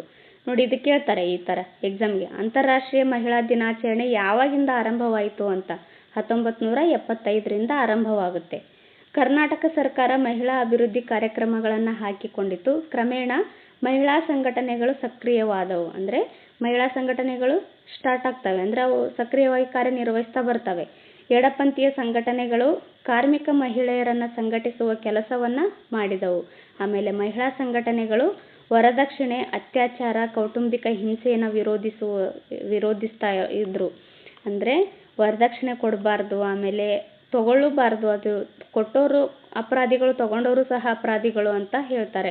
ಆಮೇಲೆ ಅತ್ಯಾಚಾರವನ್ನು ಖಂಡಿಸ್ತಾರೆ, ಕೌಟುಂಬಿಕ ಹಿಂಸೆಯನ್ನು ಕೂಡ ಇವರು ವಿರೋಧ ಮಾಡ್ತಾ ಬರ್ತಾರೆ. ಹಾಗೆಯೇ ಮಹಿಳೆಯರ ಹಕ್ಕುಗಳ ಪ್ರತಿಪಾದನೆಗೆ ಕಾನೂನು ಮಾರ್ಗವನ್ನು ಬಲಪಡಿಸುವ ಒತ್ತಡವನ್ನು ಹೇರಲಾಯಿತು. ಈ ಮಹಿಳೆಯರ ಹಕ್ಕುಗಳು ಸ್ಟ್ರಾಂಗ್ ಆಗಬೇಕು, ಮಹಿಳೆಯರಿಗೂ ಕೆಲವೊಂದಿಷ್ಟು ಹಕ್ಕುಗಳು ಸಿಗಬೇಕು ಅನ್ನೋದ್ರ ದೃಷ್ಟಿಯಲ್ಲಿ ಇವ್ರು ಏನು ಮಾಡ್ತಾರೆ, ಒತ್ತಡವನ್ನು ಹೇರ್ತಾ ಬರ್ತಾರೆ. ಚುನಾವಣೆಯಲ್ಲಿ ಮಹಿಳೆಯರಿಗೆ 33% ಸ್ಥಾನಗಳನ್ನು ಮೀಸಲಿಡುವ ಮೂಲಕ ಶಾಸನ ಸಭೆಗಳಲ್ಲಿ ಅವರ ನಿರ್ಣಾಯಕ ಪಾತ್ರವಿರಬೇಕೆಂದು ಈ ಸಂಘಟನೆಗಳು ಹೋರಾಡುತ್ತಿವೆ. ನೋಡಿ, ಮಹಿಳೆಯರಿಗೆ ಶಾಸನ ಸಭೆಗಳಲ್ಲಿ 33% ಸ್ಥಾನ ನೀಡೋದ್ರಿಂದ ಮಹಿಳೆಯರ ಸಬಲೀಕರಣವಾಗುತ್ತೆ ಅನ್ನೋದು ಇವರ ಆಶಯವಾಗಿರುತ್ತೆ. ಇದರ ಮೂಲಕ ಇವ್ರು ಏನು ಮಾಡ್ತಾರೆ, ಇದರಲ್ಲಿ ನಿರ್ಣಾಯಕ ಪಾತ್ರಗಳನ್ನು ವಹಿಸ್ತಾ ಬರ್ತಾರೆ. ಈ ಎಲ್ಲ ಹೋರಾಟಗಳ ಫಲವಾಗಿ ಸರ್ಕಾರ ಅನೇಕ ಸುಧಾರಣಾ ಕ್ರಮಗಳನ್ನು ಜಾರಿಗೊಳಿಸಿದೆ. ಸ್ಥಳೀಯ ಸಂಸ್ಥೆಗಳಲ್ಲಿ 50% ಸ್ಥಾನವನ್ನು ಮಹಿಳೆಯರಿಗೆ ಕಾಯ್ದಿರಿಸುವ ಆದೇಶ ಹೊರಡಿಸಿದ ಮೊದಲ ರಾಜ್ಯ ಕರ್ನಾಟಕವಾಗಿದೆ. ಸ್ಥಳೀಯ ಸಂಸ್ಥೆಗಳಂದರೆ ಈ ಪಂಚಾಯತ್ ರಾಜ್ ವ್ಯವಸ್ಥೆಗಳು ಬರ್ತಾವಲ್ಲ, ಅದರಲ್ಲಿ ಮಹಿಳೆಯರಿಗೆ 50% ಮೀಸಲಾತಿಯನ್ನು ನೀಡಿದೆ. ಆ ರೀತಿಯಾದ ಮಹಿಳೆಯರಿಗೆ 50% ಮೀಸಲಾತಿ ನೀಡಿರ್ತಕ್ಕಂಥ ಈ ಸ್ಥಳೀಯ ಸಂಸ್ಥೆಗಳಲ್ಲಿ ಮಾತ್ರ, ಮತ್ತು ಶಾಸನ ಸಭೆಗಳಲ್ಲಿ ಅಂದ್ಕೊಳ್ಬೇಡ್ರಿ ಏನೋ ಇದು ಕೇಂದ್ರ ಸರ್ಕಾರ ಶಾಸನ ಸಭೆಗಳಲ್ಲೆಲ್ಲ, ಕರ್ನಾಟಕದಲ್ಲಿ ಈ ಎಲ್ಲ ರಾಜ್ಯಗಳಲ್ಲಿ ಏನು ಸ್ಥಳೀಯ ಸಂಸ್ಥೆಗಳಿರ್ತಾವಲ್ಲ, ಅಲ್ಲಿ ಮಹಿಳೆಯರಿಗೆ 50% ಸ್ಥಾನಮಾನ ನೀಡಿದ ಮೊದಲ ರಾಜ್ಯ ಅಂದರೆ ಅದು ನಮ್ಮ ಕರ್ನಾಟಕ ಆಗಿದೆ. ಸರ್ಕಾರಿ ನೇಮಕಾತಿಯಲ್ಲಿಯೂ ಮಹಿಳೆಯರಿಗೆ 33% ಮೀಸಲಾತಿ ನೀಡಿರುವ ಮೂಲಕ ಸ್ವಲ್ಪ ಮಟ್ಟಿಗೆ ಮಹಿಳೆಯರಿಗೆ ನ್ಯಾಯ ಒದಗಿಸಿದೆ. ಮಹಿಳೆಯರಿಗೂ ಈ ಸರ್ಕಾರಿ ಸೇವೆಗಳಿರ್ತಾವಲ್ಲ, ಅಂದರೆ ಗೌರ್ಮೆಂಟ್ ಜಾಬ್ಸ್ ಅಲ್ಲೂ ಸಹ ಮಹಿಳೆಯರಿಗೆ 33% ಮೀಸಲಾತಿಯನ್ನು ನೀಡಲಾಗಿದೆ. ಹೆಣ್ಣು ಮಕ್ಕಳ ಹಾಗೂ ಮಹಿಳೆಯರ ಹಿತರಕ್ಷಣೆಗಾಗಿ ಸರ್ಕಾರವು ಮಹಿಳಾ ಆಯೋಗಗಳನ್ನು ಸ್ಥಾಪಿಸಿದೆ. ಇದು ಸ್ತ್ರೀಯರ ಶೋಷಣೆ ವಿರುದ್ಧ ದನಿ ಎತ್ತುವುದರ ಮೂಲಕ ಅವರಿಗೆ ನ್ಯಾಯ ದೊರಕಿಸಿಕೊಡಲು ಪ್ರಯತ್ನಿಸುತ್ತಿದೆ. ಮಹಿಳಾ ಆಯೋಗ ಮಾಡೋದ್ರಿಂದ ಏನಾಗುತ್ತೆ, ಮಹಿಳೆಯರ ಮೇಲೆ ಆಗ್ತಕ್ಕಂಥ ದೌರ್ಜನ್ಯಗಳ ವಿರುದ್ಧ ಹೋರಾಟ ಮಾಡೋದು ಒಂದು ಸಂಘಟನೆಯಾಗಿದೆ. ಇದ್ರ ಮೂಲಕ ಏನಾಗುತ್ತೆ, ಮಹಿಳೆಯರಿಗೆ ನ್ಯಾಯ ಒದಗಿಸಿಕೊಡುವಂಥ ನಿಟ್ಟಿನಲ್ಲಿ ನಮ್ಮ ಕರ್ನಾಟಕ ಸರ್ಕಾರ ಮಹಿಳಾ ಆಯೋಗವನ್ನು ಸ್ಥಾಪನೆ ಮಾಡಿದೆ. ಓಕೆ, ನೆಕ್ಸ್ಟು ರೈತ ಚಳುವಳಿಗಳು ಬರ್ತವೆ. ರೈತರನ್ನು ನಮ್ಮ ದೇಶದ ಬೆನ್ನೆಲುಬು ಎಂದು ಮೊದಲಿನಿಂದಲೂ ಕರೆಯಲಾಗಿದೆ. ಮೊದಲಿನಿಂದಲೂ ಸಹ ಈ ಥರ ಕರಿತಾನೆ ಬಂದಿದ್ದಾರೆ. ಆದರೆ ಈ ಬೆನ್ನೆಲುಬು ಗಟ್ಟಿಯಾಗಿರಲು ಬೇಕಾದ ಅವಶ್ಯಕತೆಗಳನ್ನು ಒದಗಿಸಿಲ್ಲ. ಕೇವಲ ರೈತರು ನಮ್ಮ ದೇಶದ ಬೆನ್ನೆಲುಬು ಅಂದರೆ ಮಾತ್ರ ಸಾಕಾಗೋದಿಲ್ಲ. ಆ ಬೆನ್ನೆಲುಬು ಗಟ್ಟಿಯಾಗಿರಬೇಕು ಅಂತಂದರೆ ಕೆಲವೊಂದಿಷ್ಟು ಅವರಿಗೆ ಹೆಲ್ಪ್ ಆಗೋ ಥರ ಕಾರ್ಯಕ್ರಮಗಳನ್ನು ಜಾರಿಗೆ ತರಬೇಕು. ಅವರ ಅವಶ್ಯಕತೆಗಳನ್ನು ಪೂರೈಸಬೇಕು ಅನ್ನೋದು ಇದರ ಅರ್ಥ ಆಗಿದೆ. ಇಂದು ಸಹ ನಮ್ಮ ರೈತರು ಸರ್ಕಾರದ ನೆರವಿಲ್ಲದೆ ಬದುಕಲಾರದ ಸ್ಥಿತಿಯಲ್ಲಿದ್ದಾರೆ. ಸರ್ಕಾರದ ನೆರವಿಲ್ಲದೆ ರೈತರು ಬದುಕೋ ಸ್ಥಿತಿಯಲ್ಲಿಲ್ಲ. ಅಂದರೆ ಸರ್ಕಾರ ಇದ್ರೇ ರೈತರು ಅನ್ನೋ ಥರ ಆಗಿಬಿಟ್ಟಿದೆ. ಕೈಗಾರಿಕೋದ್ಯಮಿಗಳು ತಾವು ಉತ್ಪಾದಿಸುವ ವಸ್ತುವಿನ ಬೆಲೆಯನ್ನು ತಾವೇ ನಿರ್ಧರಿಸುತ್ತಾರೆ. ಆದರೆ ರೈತರು ಇಂದಿಗೂ ತಮ್ಮ ಉತ್ಪನ್ನಗಳ ಬೆಲೆ ನಿರ್ಧರಿಸುವ ಹಂತಕ್ಕೆ ಬೆಳೆದಿಲ್ಲ. ನೋಡಿ, ಈ ಕೈಗಾರಿಕೋದ್ಯಮಿಗಳು ಕೆಲವೊಂದಿಷ್ಟು ಪ್ರಾಡಕ್ಟನ್ನು ಲಾಂಚ್ ಮಾಡ್ತಾರೆ. ಅಂದರೆ ಕೆಲವೊಂದಿಷ್ಟು ಪ್ರಾಡಕ್ಟ್ಗಳನ್ನು ತಯಾರಿಸ್ತಾರೆ. ಆ ಪ್ರಾಡಕ್ಟ್ಗಳಿಗೆ ತಾವೇ ಒಂದು ರೇಟ್ ಕೊಡ್ತಾರೆ. ಆದರೆ ರೈತರು, ಈ ದೇಶದ ಬೆನ್ನೆಲುಬು ಏನಾಗಿರ್ತಾರೆ ರೈತರು, ಇವರು ಮಾತ್ರ ತಾವೇನೇ ಬೆಳೆದ್ರೂ ಅದಕ್ಕೆ ತಮ್ಮ ಸ್ವಂತ ಬೆಲೆಗಳನ್ನು ನಿರ್ಧಾರ ಮಾಡೋ ಹಂತಕ್ಕೆ ಇನ್ನೂ ಬೆಳೆದಿಲ್ಲ ನಮ್ಮ ರೈತರು. ಅವರು ವರುಣನ ಕೃಪೆ ಅಥವಾ ಅವಕೃಪೆಗೆ ಸದಾ ಒಳಗಾಗಿದ್ದಾರೆ. ನೋಡಿ, ಎಷ್ಟೆಲ್ಲ ಕಷ್ಟಪಟ್ಟು ರೈತರು ಬೆಳೆಗಳನ್ನು ಬೆಳೀತಾರೆ. ಈ ಮಳೆಯ ಆಸರೆಯಿಂದನೇ ಅವರು ಬೆಳೆಗಳನ್ನು ಬೆಳೀತಾ ಇರ್ತಾರೆ. ಅಂಥ ಬೆಳೆಗಳನ್ನು ರೈತರು ತಮ್ಮ ಸ್ವಂತ ನಿರ್ಧಾರದಿಂದ ಬೆಲೆಯನ್ನು ನಿರ್ಧಾರ ಮಾಡೋ ಪರಿಸ್ಥಿತಿ ಇಲ್ಲ. ಆದರೆ ಕೈಗಾರಿಕೋದ್ಯಮಗಳು ಮಾತ್ರ ತಮ್ಮ ಸ್ವಂತ ಬೆಲೆ ನಿರ್ಧಾರ ಮಾಡಬಹುದು. ತಮ್ಮನ್ನು ರಕ್ಷಿಸಬೇಕಾದ ಸರ್ಕಾರಗಳು ತಮ್ಮ ಕಷ್ಟದ ದಿನಗಳಲ್ಲಿ ನೆರವಿಗೆ ಬಾರದಿದ್ದಾಗ ರೈತರು ಹೋರಾಟದ ಹಾದಿಗಳನ್ನು ತಳೆದಿದ್ದಾರೆ. ಅನೇಕ ರೈತರು ಈ ಹೋರಾಟಗಳಲ್ಲಿ ಪ್ರಾಣ ತೆತ್ತು ಹುತಾತ್ಮರಾಗಿದ್ದಾರೆ. ನೋಡಿ, ಸರ್ಕಾರನೇ ಅವರಿಗೆ ನೆರವಾಗಿರಬೇಕು. ಅಂಥದ್ರಲ್ಲಿ ಸರ್ಕಾರನೇ ಅವರಿಗೆ ಕಷ್ಟದಲ್ಲಿ ತಳ್ತಾ ಇದ್ರೆ ಏನಾಗುತ್ತೆ, ರೈತರು ಸರ್ಕಾರದ ವಿರುದ್ಧ ಹೋರಾಟವನ್ನು ಮಾಡ್ತಾರೆ. ಅದೇ ರೀತಿಯಾದ ಹೋರಾಟಗಳಲ್ಲಿ ಅನೇಕ ಜನ ರೈತರು ತಮ್ಮ ಪ್ರಾಣವನ್ನೇ ಮುಡಿಪಾಗಿಟ್ಟು ಹುತಾತ್ಮರಾಗಿದ್ದಾರೆ. ಶತಮಾನಗಳಿಂದಲೂ ರೈತರು ಹೋರಾಟ ಮಾಡಿಕೊಂಡೇ ಬಂದಿದ್ದರು. ಅವರ ಹಸನಾದ ಬದುಕಿನ ಕನಸು ಇನ್ನೂ ದೂರ ಇದೆ. ಅಂದರೆ ಇನ್ನೂ ಆಗಿಲ್ಲ, ಅವ್ರ ಕನಸು ಇನ್ನೂ ನನಸಾಗಿಲ್ಲ ಅನ್ನೋದ್ರ ಇದ್ರ ಅರ್ಥ ಆಗುತ್ತೆ. ಓಕೆ, ನೆಕ್ಸ್ಟು ರೈತ ಹೋರಾಟಗಳು ಪ್ರಮುಖವಾಗಿ ಭೂಮಾಲೀಕರ ವಿರುದ್ಧ ನಡೆದವು. ಈ ಭೂಮಾಲೀಕರು ಏನು ಮಾಡ್ತಾರೆ, ಈ ಕಂದಾಯಗಳನ್ನು ಹೆಚ್ಚು ಕಂದಾಯಗಳನ್ನು ಹಾಕ್ತಾ, ಆಮೇಲೆ ಈ ಭೂಮಿಯ ಮಾಲೀಕರು ಇರ್ತಾರಲ್ಲ ಅವರು ಈ ರೈತರ ವಿರುದ್ಧ ಕೆಲವೊಂದಿಷ್ಟು ಅನ್ಯಾಯಗಳನ್ನು ಮಾಡ್ತಾ ಇರ್ತಾರೆ. ಆದ್ದರಿಂದ ರೈತರು ಏನು ಮಾಡ್ತಾರೆ, ಪ್ರಮುಖವಾಗಿ ಈ ಭೂಮಾಲೀಕರ ವಿರುದ್ಧ ಹೋರಾಟವನ್ನು ಮಾಡ್ತಾ ಇರ್ತಾರೆ. ಅಂದರೆ ಭೂಮಿನ ಅವ್ರಿಗೆ ಕೊಟ್ಬಿಟ್ಟು ಅದ್ರ ಮೇಲೆ ದುಡ್ಡನ್ನು ಇಸ್ಕೊತಾ ಇರ್ತಾರೆ ಇವರು. ಸ್ವಾತಂತ್ರ್ಯೋತ್ತರ ಕರ್ನಾಟಕದಲ್ಲಿ ನಾವು ಕಾಣುವ ಪ್ರಥಮ ರೈತ ಹೋರಾಟ 1951ರಲ್ಲಿ ಶಿವಮೊಗ್ಗ ಜಿಲ್ಲೆಯ ಕಾಗೋಡಿನಲ್ಲಿ ನಡೆಯಿತು. ನೋಡ್ರಿ, ಸ್ವತಂತ್ರ ಭಾರತ ಅಂದರೆ ನಮ್ಮ ಭಾರತಕ್ಕೆ ಸ್ವತಂತ್ರ ಸಿಕ್ಕಾದ ಮೇಲೆ ಭಾರತದಲ್ಲಿ ನಡೆದಿರ್ತಕ್ಕಂಥ ಮೊದಲ ರೈತ ಹೋರಾಟ ಯಾವುದು ಅಂತಂದರೆ ಸ್ವಾತಂತ್ರ್ಯೋತ್ತರ ಕರ್ನಾಟಕದಲ್ಲಿ, ಅಂದರೆ ಕರ್ನಾಟಕಕ್ಕೆ ಸ್ವಾತಂತ್ರ್ಯ ಸಿಕ್ಕಾದ ಮೇಲೆ ನಡೆದಿರತಕ್ಕಂಥ ಪ್ರಥಮ ಹೋರಾಟ ಇದು, ರೈತ ಹೋರಾಟ. ಎಲ್ಲಿ ನಡೆಯುತ್ತೆ ಅಂದರೆ ಶಿವಮೊಗ್ಗ ಜಿಲ್ಲೆಯ ಕಾಗೋಡಿನಲ್ಲಿ ನಡೆಯುತ್ತೆ. ಎಷ್ಟರಲ್ಲಿ? 1951ರಲ್ಲಿ ನಡೆಯುತ್ತೆ. ರೈತರು ಗೇಣಿಯನ್ನು ಅಳತೆ ಮಾಡುವ ಕೊಳಗ ಪದ್ಧತಿಯ ವಿರುದ್ಧ ಹೋರಾಟವನ್ನು ಪ್ರಾರಂಭ ಮಾಡಿದರು. ಗೇಣಿ ಅಂತಂದರೆ ಏನು, ಕಂದಾಯವನ್ನು ಹಾಕ್ತಾ ಇರ್ತಾರೆ. ಗೇಣಿ ಮೂಲಕ ಅಳತೆ ಮಾಡೋ ಒಂದು ಇದು ಇರುತ್ತೆ, ಏನೋ ಕೊಳಗ ಅನ್ನೋ ಪದ್ಧತಿ ಇರುತ್ತೆ. ಈ ಪದ್ಧತಿ ವಿರುದ್ಧ ಹೋರಾಟವನ್ನು ಮಾಡ್ತಾ ಇರ್ತಾರೆ. ಕ್ರಮೇಣ ರೈತರ ಶೋಷಣೆಯ ವಿಷಯಗಳಾದ ಸಾಲದ ವಸೂಲಿ, ಗೇಣಿದಾರರಿಗೆ ನೀಡುತ್ತಿದ್ದ ಕಿರುಕುಳ ಮುಂತಾದ ಪ್ರಮುಖ ಸಮಸ್ಯೆಗಳ ವಿರುದ್ಧ ರೈತರು ಹೋರಾಟವನ್ನು ಮುಂದುವರಿಸ್ತಾರೆ. ಸಮಾಜವಾದಿ ಪಕ್ಷ ಶಾಂತವೇರಿ ಗೋಪಾಲಗೌಡರು ಸಮಾಜವಾದಿ ಪಕ್ಷದ ಶಾಂತವೇರಿ ಗೋಪಾಲಗೌಡರು ಈ ಹೋರಾಟದ ಮುಂಚೂಣಿಯಲ್ಲಿದ್ದರು. ಶಿವಮೊಗ್ಗ ಜಿಲ್ಲೆಯಲ್ಲಿ ಏನು ಹೋರಾಟ ನಡೀತದಲ್ಲ, ರೈತ ಹೋರಾಟ, ಅದರ ಮುಂಚೂಣಿ ಯಾರು ವಹಿಸ್ತಾರೆ ಅಂತಂದರೆ ಸಮಾಜವಾದಿ ಪಕ್ಷದ ಈ ಶಾಂತವೇರಿ ಗೋಪಾಲಗೌಡರು ಈ ಹೋರಾಟದ ಮುಂಚೂಣಿಯನ್ನು ವಹಿಸ್ತಾರೆ.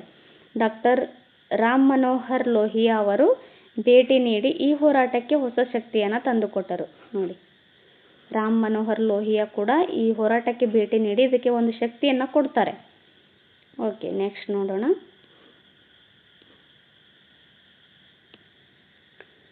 ನೋಡಿ, ನಾ ಡಿಸೋಜ ಅವರ ಕೊಳಗ ಕಾದಂಬರಿಯನ್ನು ಓದಿ ರೈತರ ಸ್ಥಿತಿಗತಿಗಳನ್ನು ಕುರಿತು ಪ್ರಬಂಧ ಬರೆಯಿರಿ ಅಂತ ಕೊಟ್ಟಿದ್ದಾರೆ. ಬಟ್ ಇಲ್ಲಿ ನೋಡಿ, ಈ ನಾ ಡಿಸೋಜ ಅವರು ಒಂದು ಕಾದಂಬರಿಯನ್ನು ಬರೆದಿದ್ದಾರೆ. ಏನು, ಕೊಳಗ ಅನ್ನೋ ಕಾದಂಬರಿಯನ್ನು ಬರೆದಿದ್ದಾರೆ. ಇದು ನೆನಪಲ್ಲಿ ಇಟ್ಕೊಳ್ರಿ.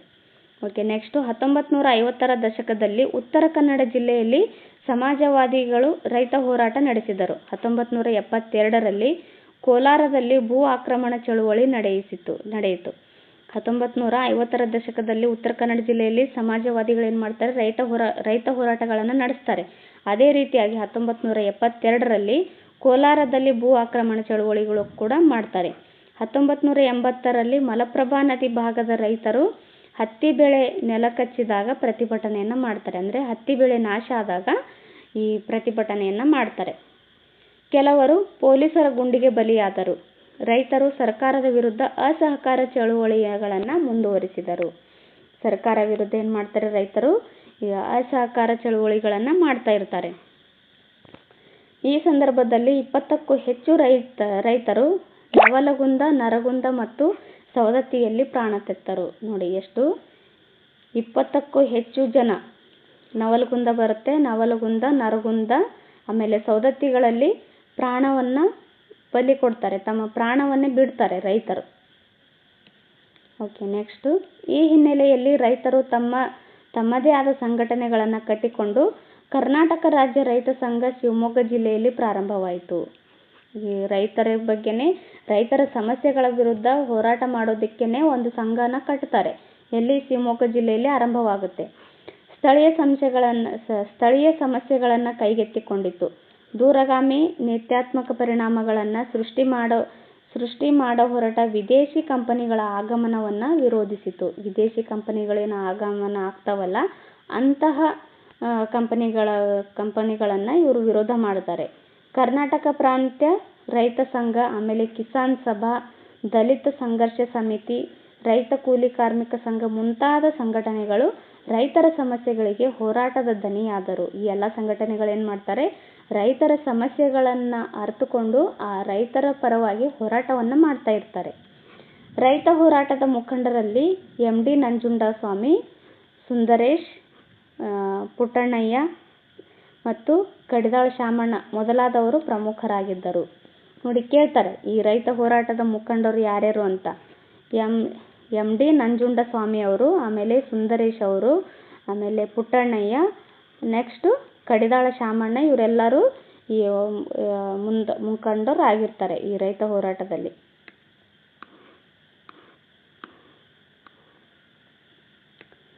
ನೆಕ್ಸ್ಟು ದಲಿತ ಚಳವಳಿಗಳು ಬರ್ತವೆ.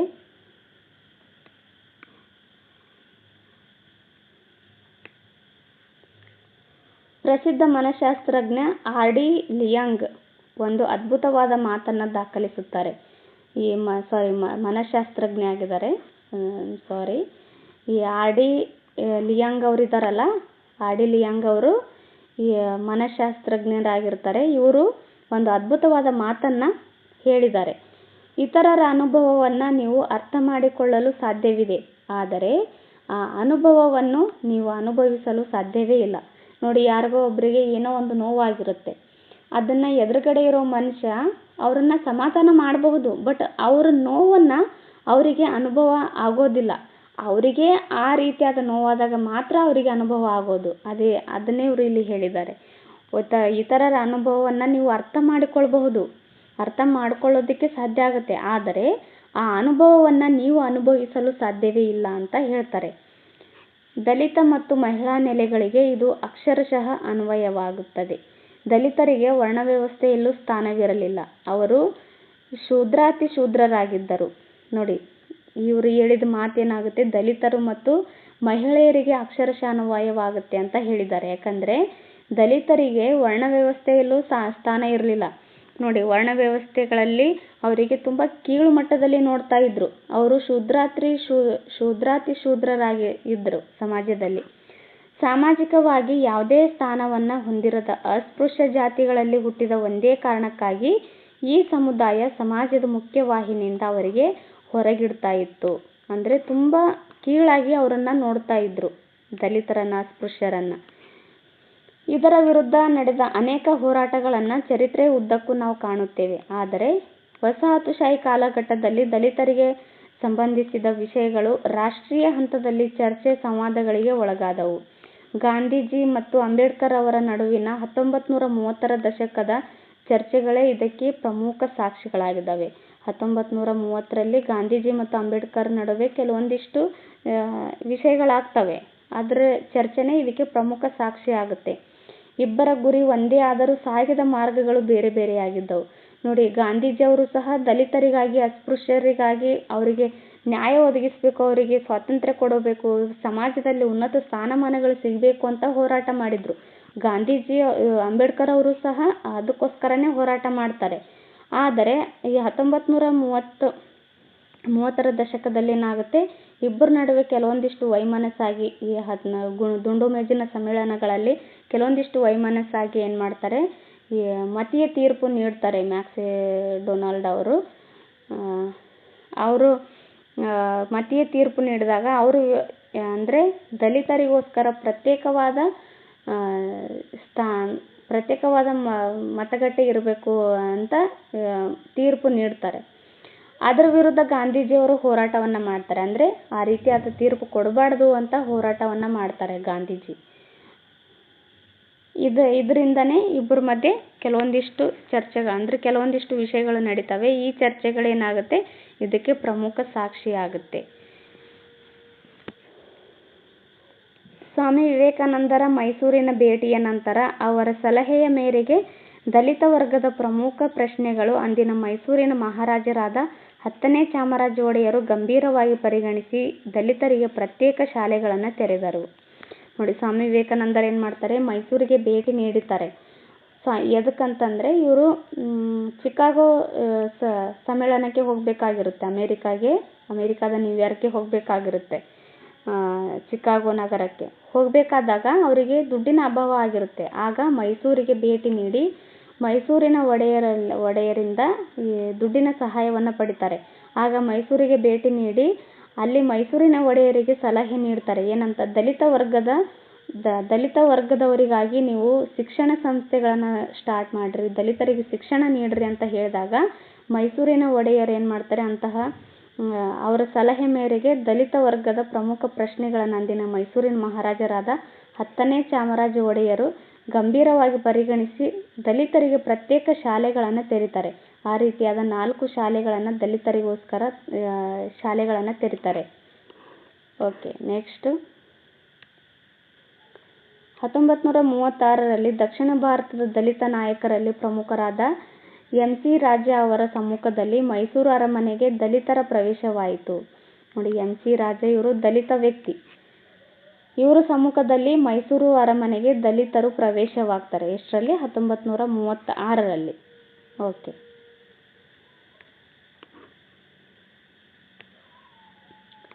ಹಿಂದೆ ದಲಿತರ ಪರವಾಗಿ ಬಹುತೇಕ ದಲಿತೇತರರು ಹೋರಾಟ ಮಾಡಿದರು.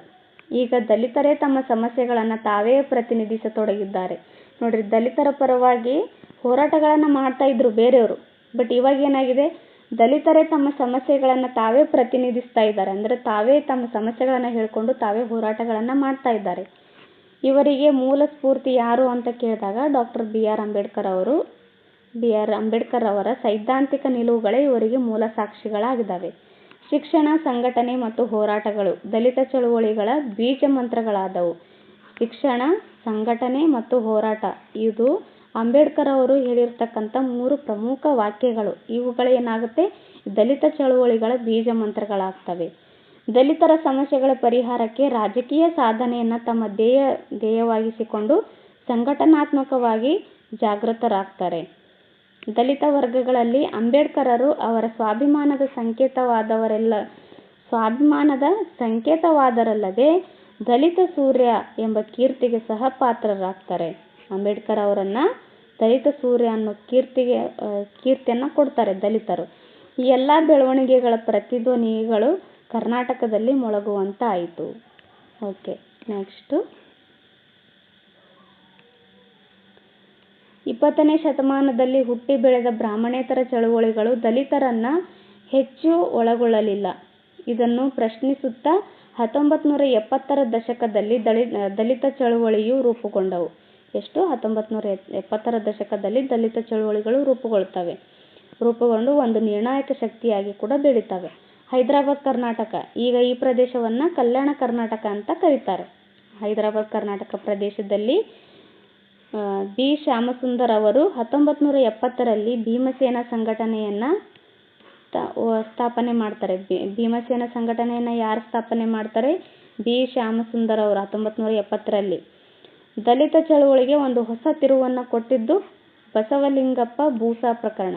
ನೋಡಿ, ಬಸವಲಿಂಗಪ್ಪ ಬೂಸಾ ಪ್ರಕರಣ ಇದೇನಾಗುತ್ತೆ, ಈ ದಲಿತ ಚಳುವಳಿಗಳಿಗೆ ಒಂದು ಹೊಸ ತಿರುವನ್ನು ಕೊಡುತ್ತೆ. ಇದೆಷ್ಟರಲ್ಲಿ ಅಂದರೆ 1973ರಲ್ಲಿ ಆಗುತ್ತೆ ನೋಡಿ. ಓಕೆ, ನೆಕ್ಸ್ಟ್ ನೋಡೋಣ.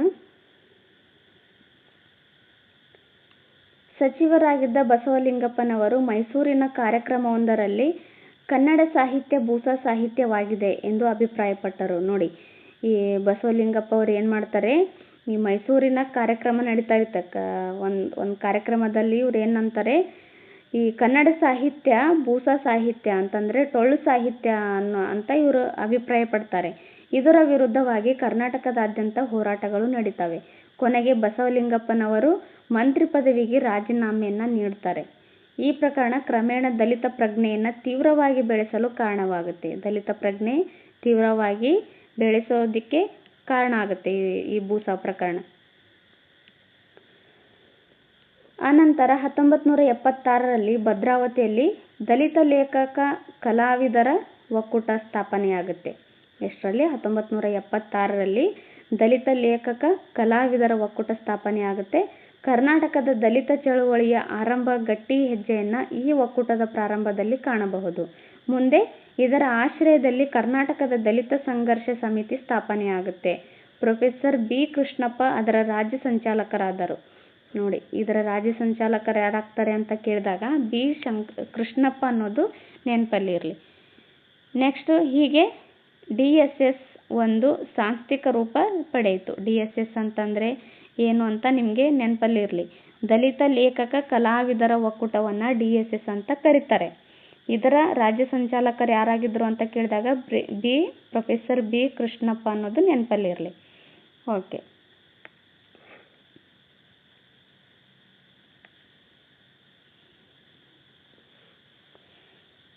ಕ್ರಮೇಣ ದಲಿತ ಸಂಘರ್ಷ ಸಾಹಿತ್ಯ ಸಮಿತಿಯು ತನ್ನ ವ್ಯಾಪ್ತಿಯನ್ನು ವಿಸ್ತರಿಸಿಕೊಂಡಿತು. ನೌಕರರು, ಮಹಿಳೆಯರು, ಪೌರ ಕಾರ್ಮಿಕರು, ವಿದ್ಯಾರ್ಥಿಗಳು ಮತ್ತು ಲೇಖಕರು ಹಾಗೂ ಕಲಾವಿದರ ಒಕ್ಕೂಟಗಳೆಂಬ ಅದರ ಶಾಖೆಗಳು ಪ್ರಾರಂಭವಾಗ್ತವೆ. ಈ ದಲಿತ ಸಂಘರ್ಷಗಳ ಸಮಿತಿ ಏನಾಗುತ್ತೆ, ತನ್ನ ವ್ಯಾಪ್ತಿಯನ್ನು ಹೆಚ್ಚಿಸ್ಕೊತಾ ಬರುತ್ತೆ. ಈ ನೌಕರರು, ಮಹಿಳೆಯರು, ಪೌರ ಕಾರ್ಮಿಕರು, ವಿದ್ಯಾರ್ಥಿಗಳು, ಲೇಖಕರು ಹಾಗೂ ಕಲಾವಿದರ ಒಕ್ಕೂಟಗಳು ಅಂತ ವಿವಿಧ ಶಾಖೆಗಳನ್ನು ಕೂಡ ಆರಂಭ ಮಾಡುತ್ತೆ. ಪಾರಂಪರಿಕವಾಗಿ ಭೂಮಿಯೇ ಇಲ್ಲದಿದ್ದ ದಲಿತರು ಭೂಮಿಯನ್ನು ಪಡೆಯುವ ಹೋರಾಟವನ್ನು ಆರಂಭ ಮಾಡುತ್ತೆ. ನೋಡಿ, ಭೂಮಿಯನ್ನೇ ಇರೋದಿಲ್ಲ. ಈ ಕೀಳು ವರ್ಗದಲ್ಲಿರ್ತಕ್ಕಂಥ ದಲಿತರಿಗೆ ಏನಾಗುತ್ತೆ, ಭೂಮಿ ಹೆಚ್ಚಾಗಿರೋದಿಲ್ಲ. ಇವರಿಗೆ ಭೂಮಿನೇ ಇಲ್ದಿರ್ತಕ್ಕಂಥ ದಲಿತರಿಗೆ ಭೂಮಿಯನ್ನು ಪಡೆಯುವ ಹೋರಾಟವನ್ನು ಕೂಡ ಆರಂಭ ಮಾಡ್ತಾರೆ. ಶೈಕ್ಷಣಿಕ ಪ್ರಗತಿಯನ್ನು ಸಾಧಿಸುವ ಮೂಲಕ ಅಧಿಕಾರದ ಕೇಂದ್ರಗಳಿಗೆ ಪ್ರವೇಶ ಪಡೆಯುವುದು ದಲಿತ ಚಳುವಳಿಯ ಮತ್ತೊಂದು ಕಾರ್ಯಸೂಚಿಯಾಗಿತ್ತು. ಆದರೆ ಕಾಲಕ್ರಮೇಣ ದಲಿತ ಸಂಘರ್ಷ ಚಳುವಳಿಯಲ್ಲಿ ಬಿರುಕುಗಳು ಕಾಣಿಸಲಾರಂಭಿಸಿದವು. ಬೇರೆ ಬೇರೆ ಹೆಸರುಗಳಲ್ಲಿ ಹೊಸ ಸಂಘಟನೆಗಳು ಹುಟ್ಟಿಕೊಂಡವು. ಇದೇನಾಗುತ್ತೆ, ಈ ದಲಿತ ಸಂಘರ್ಷ ಚಳುವಳಿಗಳಿರ್ತಾವಲ್ಲ, ಅಲ್ಲಿ ಕೆಲವು ಬೇರೆ ಬೇರೆ ಕಾರಣಗಳಿಂದ ಅಲ್ಲಿ ಕೂಡ ಬಿರುಕುಗಳು ಕಾಣಿಸ್ಕೊತವೆ. ಇದರಿಂದ ಬೇರೆ ಬೇರೆ ಹೆಸರುಗಳಲ್ಲಿ ಬೇರೆ ಬೇರೆ ಸಂಘಟನೆಗಳು ಕೂಡ ಹೊಸ ಸಂಘಟನೆಗಳು ಹುಟ್ಕೊತವೆ. ಓಕೆ, ನೆಕ್ಸ್ಟ್ ನೋಡೋಣ.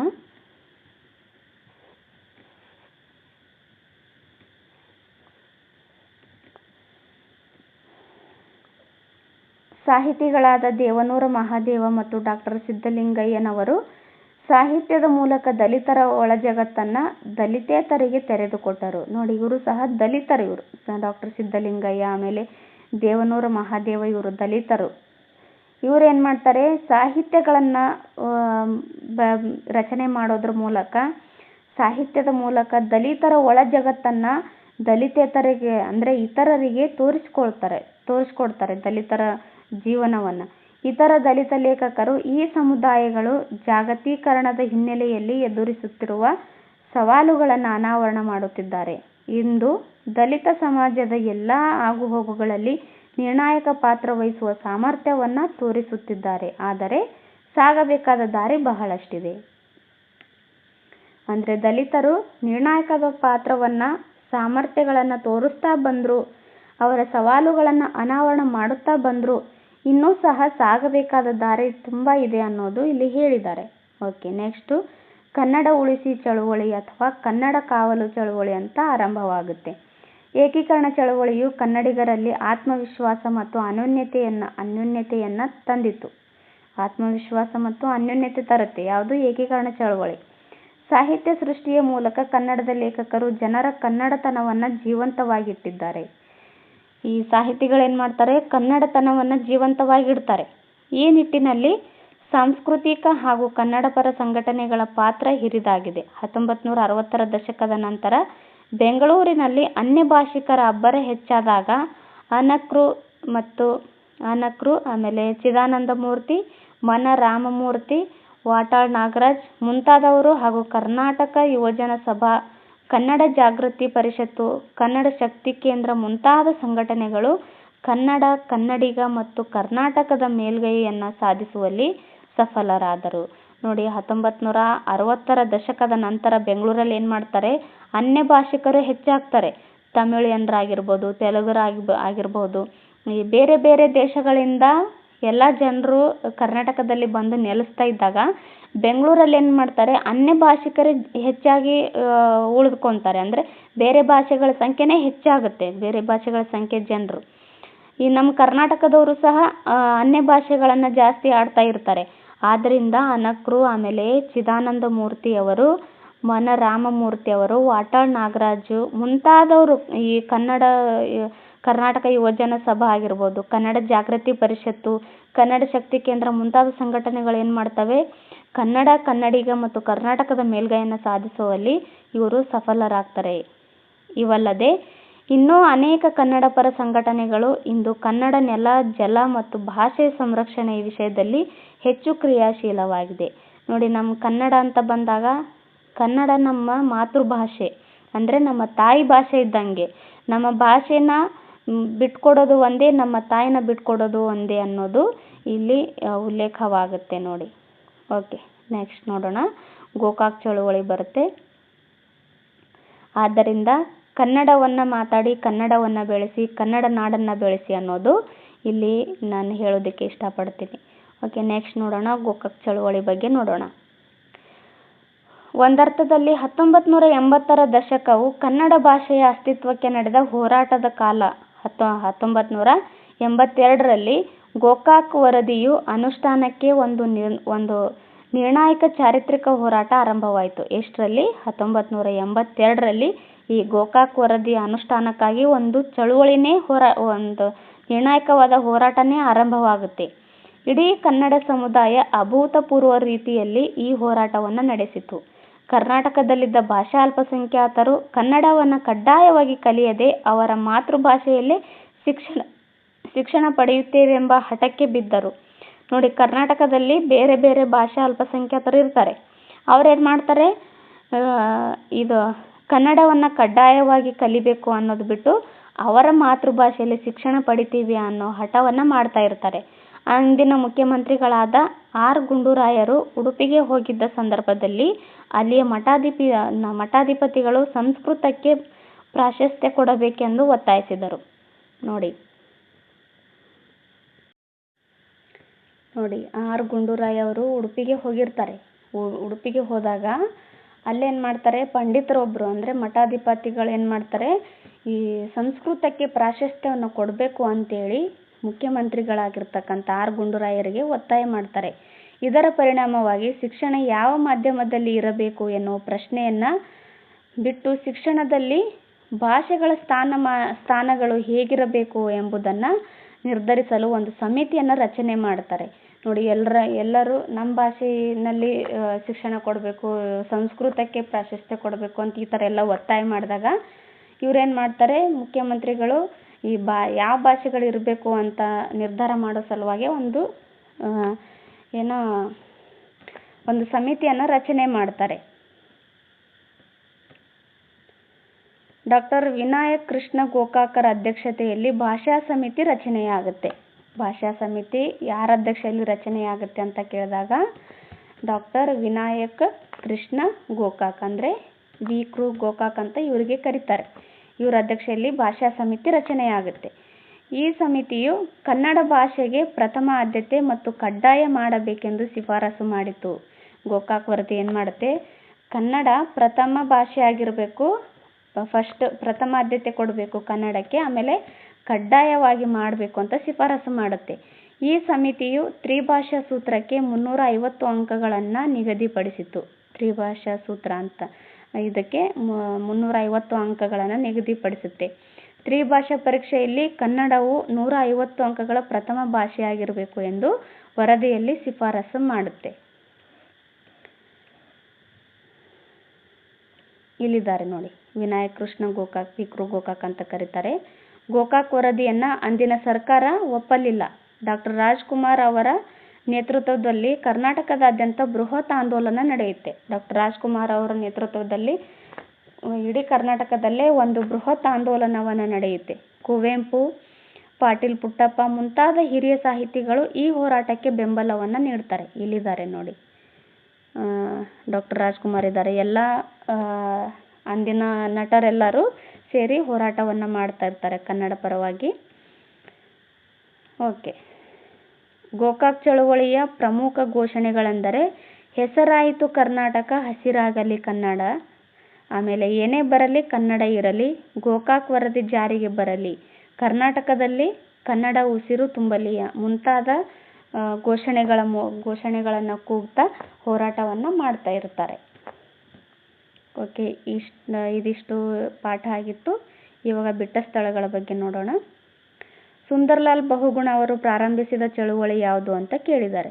ಸುಂದರ್ಲಾಲ್ ಬಹುಗುಣ ಅವರು ಚಿಪ್ಕೋ ಚಳುವಳಿ ಪ್ರಾರಂಭ ಮಾಡ್ತಾರೆ. ಎಷ್ಟರಲ್ಲಿ? 1973ರಲ್ಲಿ ಅನ್ನೋದು ನೆನಪಲ್ಲಿರಲಿ. ರಾಷ್ಟ್ರೀಯ ಮಹಿಳಾ ದಿನಾಚರಣೆ ಯಾವಾಗ ಆರಂಭವಾಗುತ್ತೆ? 1975ರಲ್ಲಿ ಆರಂಭವಾಗುತ್ತೆ. ದಲಿತ ಸೂರ್ಯ ಎಂಬ ಕೀರ್ತಿಗೆ ಯಾರು ಪಾತ್ರರಾಗಿದ್ದಾರೆ ಅಂತ ಇಲ್ಲಿ ಕೇಳಿದ್ದಾರೆ. Ambedkar, doctor B R. ಅಂಬೇಡ್ಕರ್ ಅವರು ಈ ಕೀರ್ತಿಗೆ ಪಾತ್ರರಾಗಿದ್ದಾರೆ. ಬಿ.ಆರ್. ಅಂಬೇಡ್ಕರ್.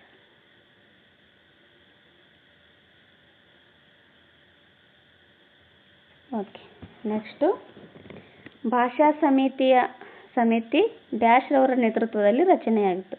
ವಿ.ಕೃ. ಗೋಕಾಕ್ ಅವರ ಅಧ್ಯಕ್ಷತೆಯಲ್ಲಿ ರಚನೆಯಾಗುತ್ತೆ.